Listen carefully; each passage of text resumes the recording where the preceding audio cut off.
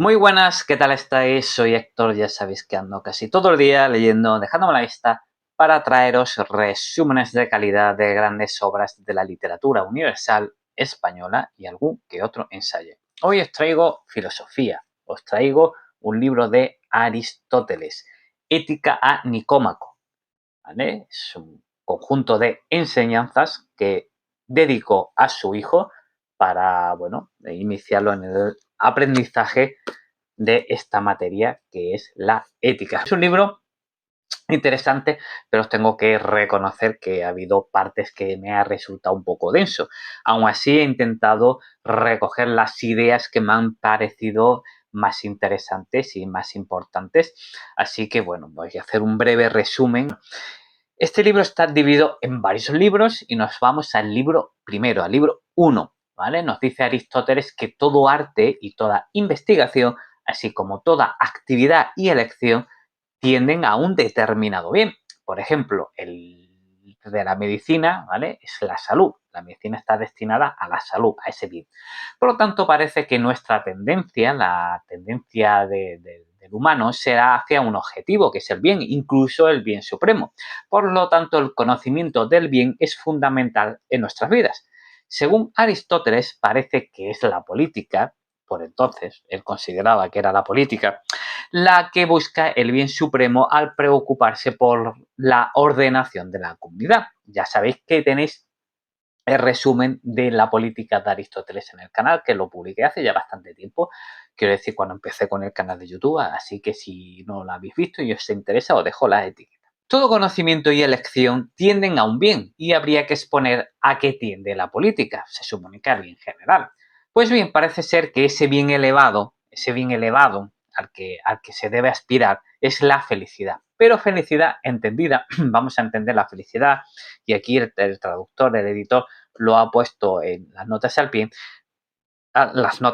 vamos a entender la felicidad como bien vivir y bienestar, ¿vale? Vamos a entender la felicidad como bien vivir y bienestar. Claro que hay divergencias en lo que se considera felicidad. Algunos la consideran pues cosas como el placer o la riqueza y otros pues la salud estando enfermo y la riqueza siendo pobre. Hay tres clases de vida: la orientada al placer y al goce, la vida política y la vida contemplativa. La mayoría de los hombres prefieren la clase de vida de los animales de pasto, pero logran justificarse, o sea, bienes dedicados al placer y al goce. En cambio, los hombres cultivados y de acción prefieren los honores. De hecho, este es el fin de la vida política.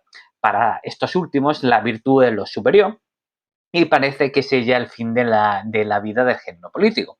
Pero parece incompleto. Uno puede mantenerse dormido e inactivo poseyendo la virtud y además sufrir desgracias. Nadie consideraría feliz a esta gente.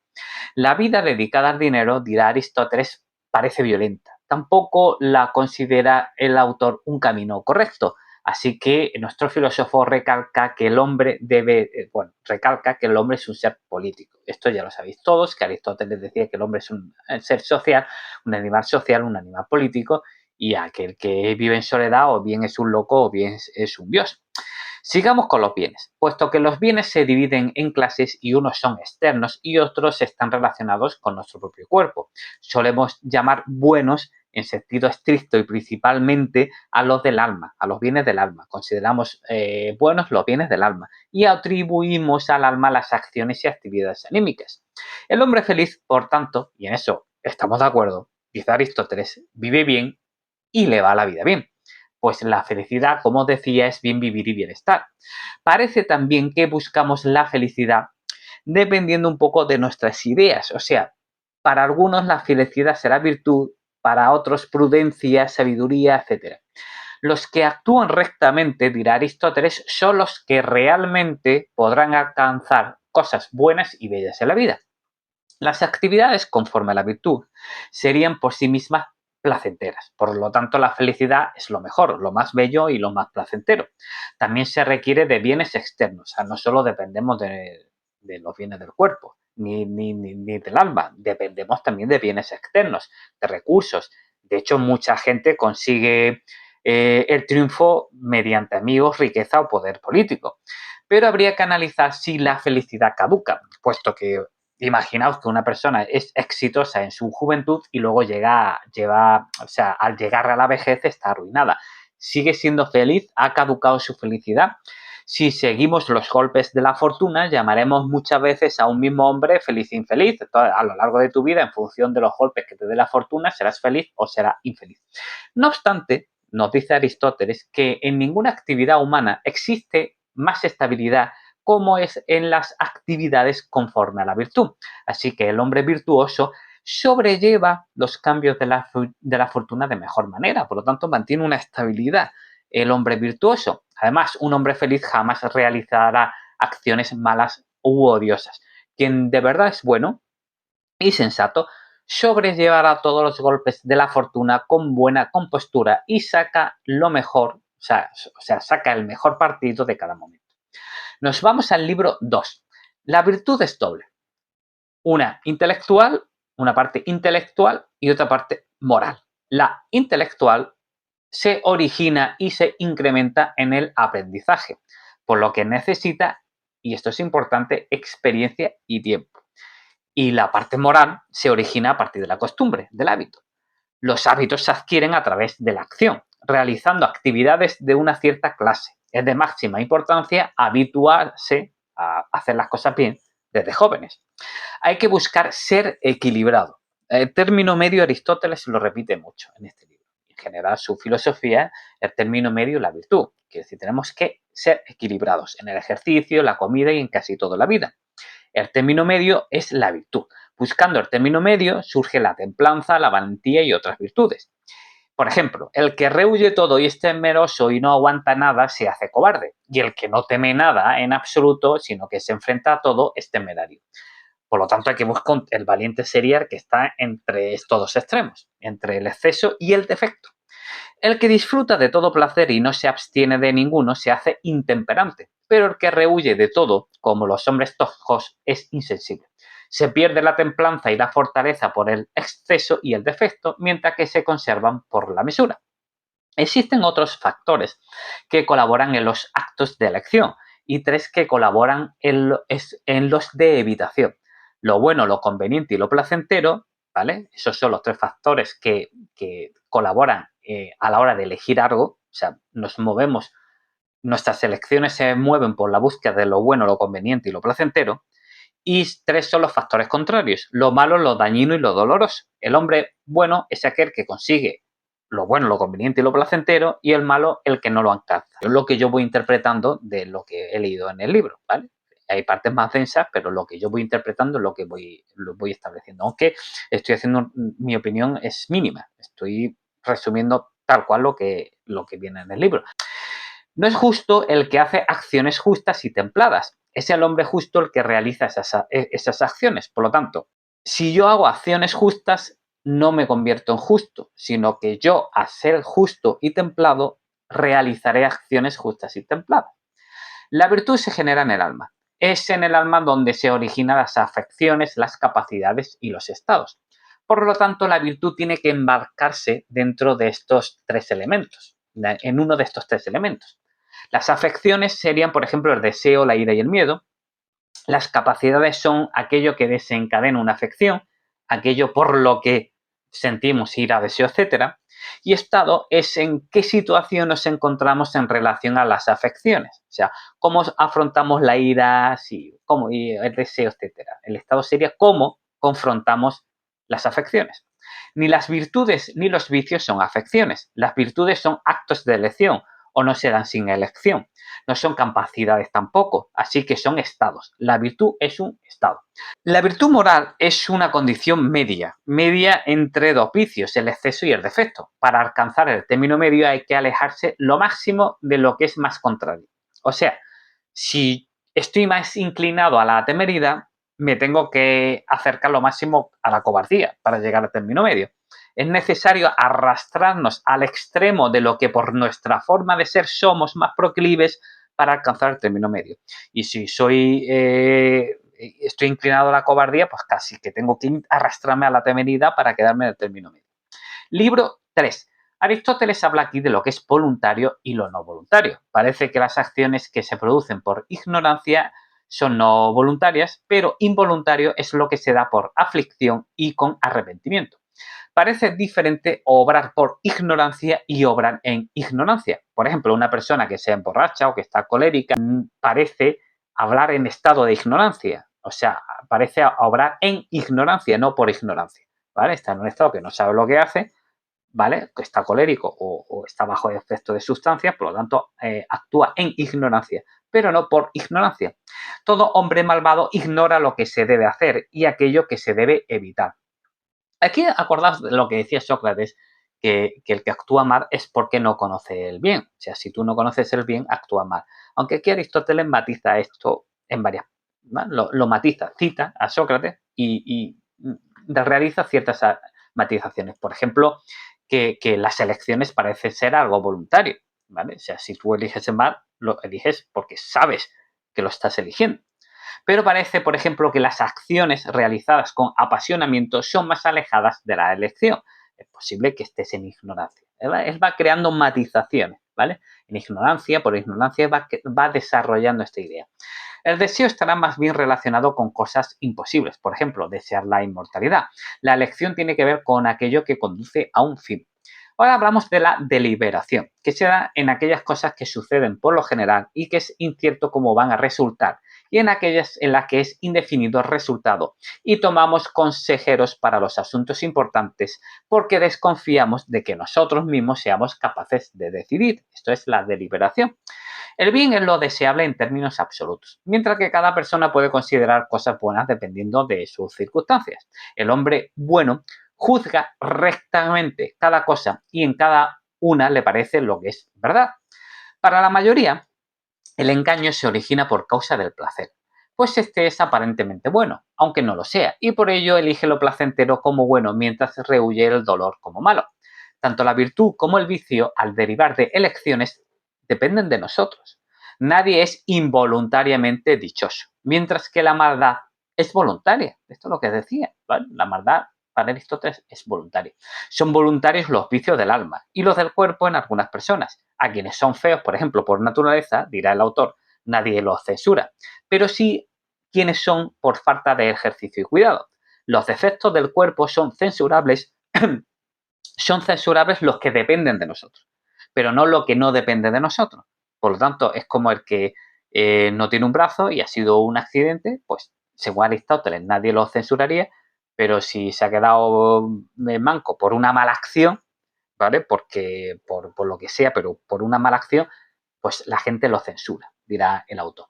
La virtud es cosa voluntaria porque el hombre virtuoso realiza voluntariamente las acciones, así como el hombre malo, como decía, elige el vicio y la maldad.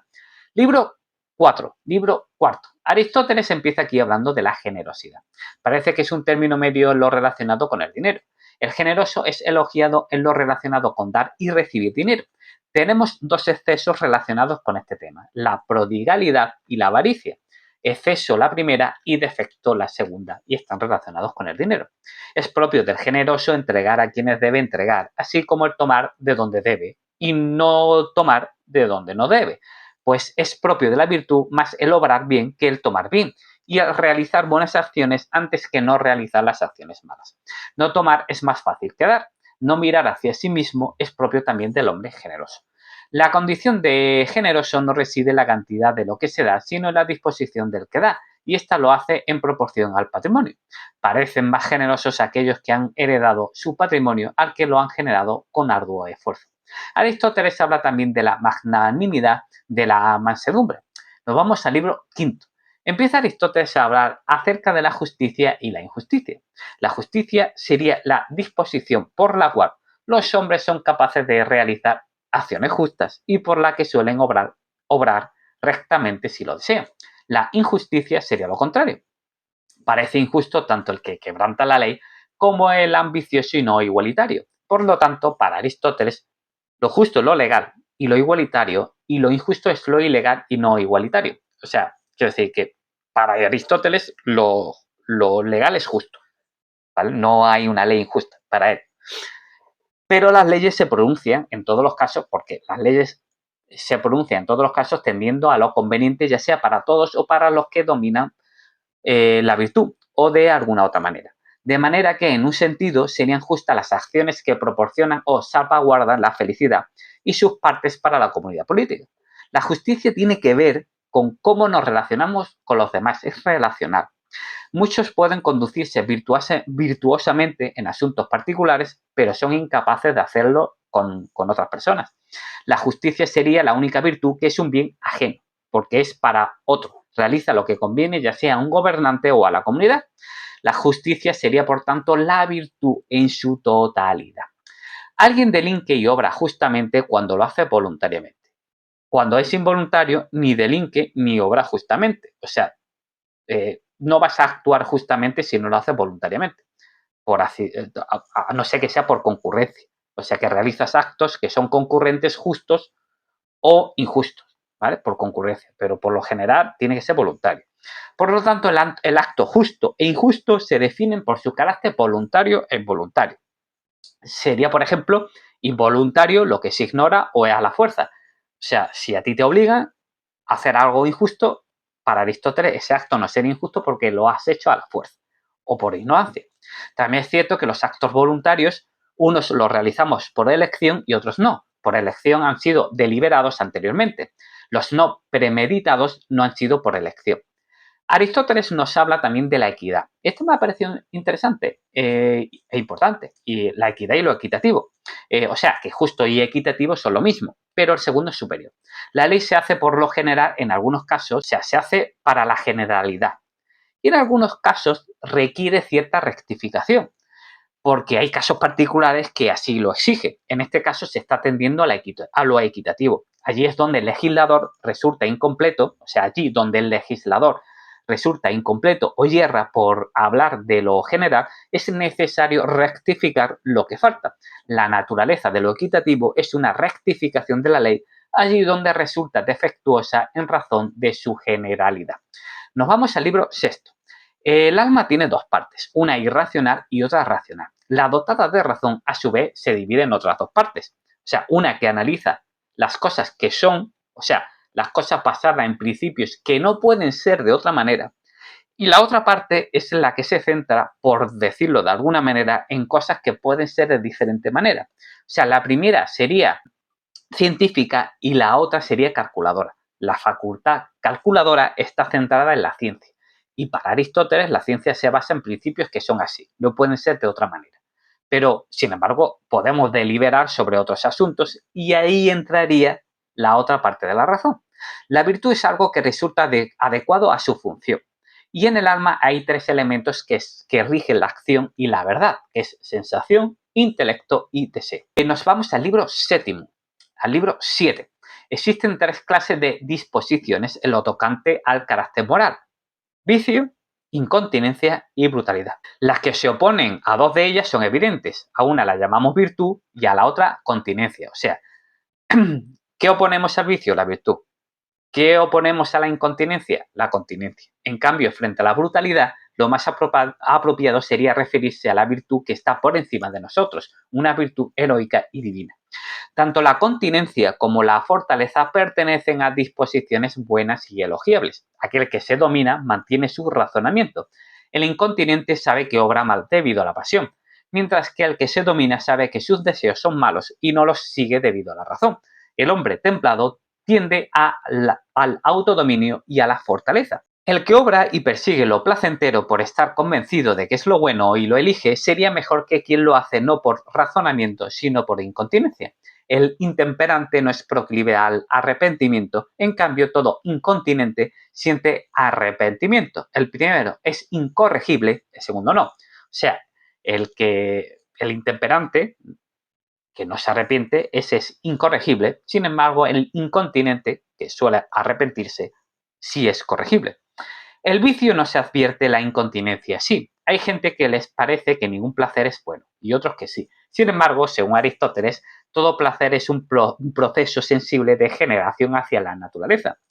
No todo placer tiene que ser malo o bueno, pero sí es cierto que todos buscamos el placer. Incluso hay placeres para el hombre templado, por ejemplo, evitar el dolor. El placer sería un bien en tanto en cuanto se opone al dolor, que es un mal. Nada impide que el placer sea un bien supremo, porque algunos placeres sean malos. La vida feliz es placentera y enlaza el placer con la felicidad. El hombre feliz necesita adicionalmente de bienes corporales, externos y fortuna.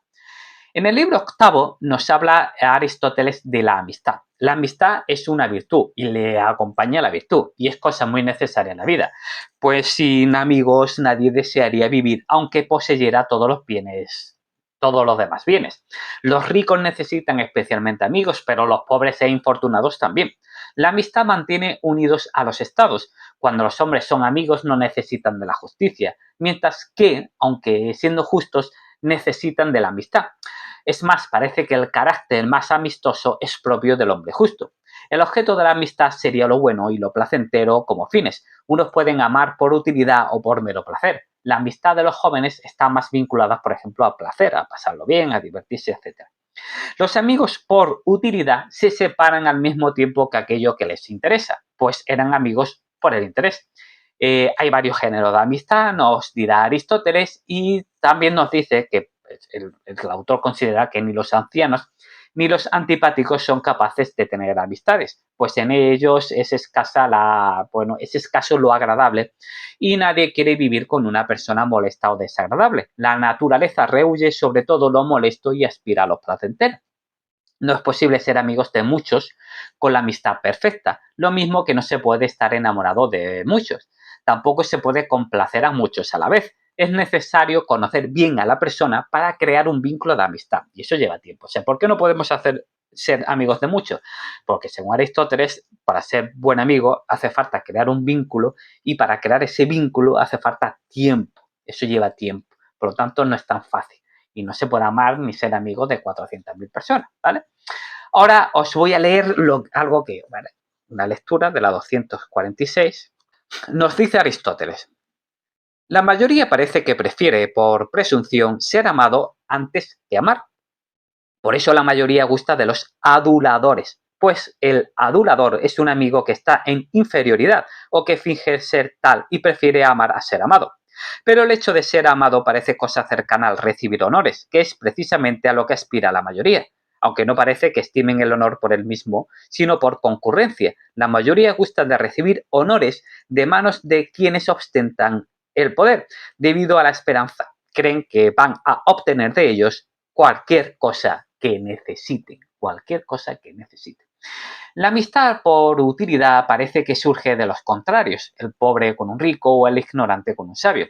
También hay una amistad fraternal entre parientes. Vamos al libro noveno. Parece que los benefactores aman más a los beneficiados que al revés. Y esto parece contrario a la razón. A la mayoría les parece así porque unos están en condición de deudores y otros de acreedores. Y lo mismo, bueno, esto es lo mismo que los préstamos. O sea, si alguien te debe algo, pues te preocupas que a esa persona le vaya bien porque te debe dinero. Y sin embargo, si una persona debe algo a alguien, pues le va a dar igual cómo le vaya a esa persona, ¿vale? Porque le debe algo. Pasa como con los artistas, dirá Aristóteles. El artista ama más su propia obra de lo que sería amado si cobrara esta obra vida.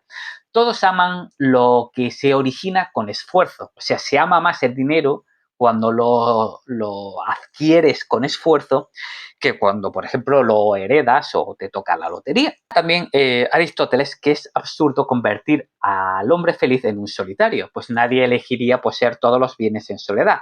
El hombre es un ser político, como te decía, y nacido para vivir en compañía. Es preferible pasar la vida con amigos y buena gente que con extraños y gente cualquiera. El hombre feliz necesita amigos. Parece que aquellos que son amigos de mucha gente, es lo que decía antes, y tienen trato familiar con todos, pues no son amigos de nadie, excepto en el sentido político. Políticamente, dirá Aristóteles, es otra cosa. El político se puede, pues, dice o hace bien que se lleva bien con todo el mundo, es diferente, según nos dice el autor. En el libro décimo, que es el último, el libro 10, ¿vale? Y con esto ya concluimos Ética a Nicómaco. Aristóteles diserta sobre el placer, pero creo que ya lo más importante e interesante, al menos para mí, ya está dicho. Así que lo vuelvo a recomendar. Ética a Nicómaco de Aristóteles. Pues sí, hay aquí algún experto en Aristóteles, algún filósofo y ve que me he dejado algo por decir, que me lo ponga en comentarios. Y bueno, si a todos quien haya leído este libro, pues me ponéis vuestra opinión en comentarios. Más recomendaciones relacionadas con la filosofía, pues también espero que me comentéis cosas. Y nada, pues aquí me despido. Si os gustó el vídeo, por favor, os pido un like, repartir vuestro amor compartiendo este vídeo con amigos y familiares. Y por favor, quien no lo haya hecho, que se suscriba al canal porque así me ayuda a crecer. Muchas gracias y nos vemos en el próximo vídeo.